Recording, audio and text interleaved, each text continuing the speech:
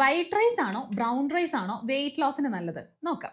ഇത് രണ്ടും വരുന്നത് ഒരേ ഗ്രെയിനിൽ നിന്നാണ്. ഇതിനെ വ്യത്യസ്തമാക്കുന്നത് അത് പ്രോസസ്സ് ചെയ്യുന്ന രീതിയാണ്. ഈ ബ്രൗൺ റൈസിനെ ഒരു ഔട്ടർ ലെയർ ഉണ്ട്, അത് ബ്രാൻ, അത് നമ്മൾ തവിടെന്ന് പറയില്ലേ, അത് തന്നെ സംഭവം. ഇത് ഹൈ ഇൻ ഫൈബർ ആണ്.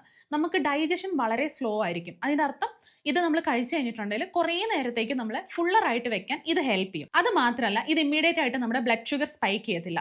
അപ്പൊ അതുകൊണ്ട് വെയിറ്റ് ലോസ് ചെയ്യുന്നവർക്കും PCOSന്റെ പ്രശ്നമുള്ളവർക്കും ബെല്ലി ഫാറ്റ് ഉള്ളവർക്കും ഇൻസുലിൻ റെസിസ്റ്റൻസിന്റെ പ്രശ്നമുള്ളവർക്കൊക്കെ ബ്രൗൺ റൈസ് ഒരു ബെറ്റർ ഓപ്ഷനാണ്. അപ്പൊ അതിന്റെ അർത്ഥം വൈറ്റ് റൈസ് മോശമാണെന്നാണോ? ഒരിക്കലും അല്ല.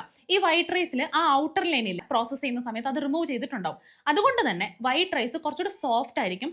ഡൈജസ്റ്റ് ആവാനായിട്ട് എളുപ്പം ബ്രൗൺ റൈസിനെ വെച്ച് നോക്കുമ്പോൾ വൈറ്റ് റൈസ് തന്നെയാണ്. അതായത് ഈ ഗട്ട് ഹെൽത്തിന്റെ ഒക്കെ ഇഷ്യൂസ് ഉള്ളവർക്ക് ഒരു ബെറ്റർ ചോയ്സ് എന്ന് പറയുന്നത് വൈറ്റ് റൈസ് ആയിരിക്കും. പക്ഷേ ഫൈബറും ബാക്കി ന്യൂട്രിയൻസ് ഒക്കെ വളരെ ലോ ആയിരിക്കും. വൈറ്റ് റൈസ് പെട്ടെന്ന് തന്നെ ഡൈജസ്റ്റ് ആവുമെന്ന് പറഞ്ഞില്ലേ, അതുകൊണ്ട് പെട്ടെന്ന് തന്നെ നമുക്കൊരു ഷുഗർ സ്പൈക്ക് ഉണ്ടാവുകയും ചെയ്യും. അടുത്ത വിശപ്പും ഉടനെ തന്നെ വൈറ്റ് റൈസ് കഴിക്കുമ്പോൾ നമുക്ക് ഉണ്ടാവും. ഇതുകൊണ്ടൊക്കെ വൈറ്റ് റൈസിന് ഒരു വില്ലനായിട്ട് കാണേണ്ട ആവശ്യമൊന്നുമില്ല കേട്ടോ. നിങ്ങൾക്ക് വൈറ്റ് റൈസ് ആണ് കഴിക്കാൻ കൂടുതൽ താല്പര്യം എന്നുണ്ടെങ്കിൽ വൈറ്റ് റൈസ് കഴിച്ചുകൊണ്ട് തന്നെ നമുക്ക് വെയിറ്റ് ലോസ് ചെയ്യാം. എങ്ങനെയാണെന്ന് അറിയോ?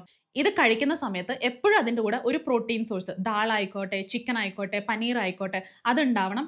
അതേപോലെ തന്നെ വെജിറ്റബിൾസ്, ഫൈബർ സോഴ്സും ഇതിന്റെ കൂടെ തന്നെ ഉണ്ടാവണം. ഈ ചോറ് കഴിക്കുമ്പോഴേ അതൊരു ബാലൻസ്ഡ് മീലായിട്ട് എടുക്കാത്തതുകൊണ്ടാണ് നമുക്കൊരു ഷുഗർ ക്രാഷും ഒരു ക്രേവിങ്സ് ഒക്കെ കൂടുതലായിട്ട് കാണുന്നത്. നിങ്ങൾ ഒരു സ്ട്രിക്റ്റ് ഡയറ്റ് ആണ് ഫോളോ ചെയ്യുന്നതെന്നുണ്ടെങ്കിൽ ബ്രൗൺ റൈസ് ചൂസ് ചെയ്യാം. പക്ഷെ വൈറ്റ് റൈസ് ഒഴിവാക്കേണ്ട കാര്യമൊന്നുമില്ല. അതിന്റെ ക്വാണ്ടിറ്റി, അത് കഴിക്കുന്ന സമയം, അത് എന്തിന്റെ കൂടെ കഴിക്കുന്നു എന്നതൊക്കെ ശ്രദ്ധിക്കുകയാണെങ്കിൽ വൈറ്റ് റൈസ് കഴിച്ചുകൊണ്ട് നമുക്ക് വെയിറ്റ് ലോസ് ചെയ്യാം.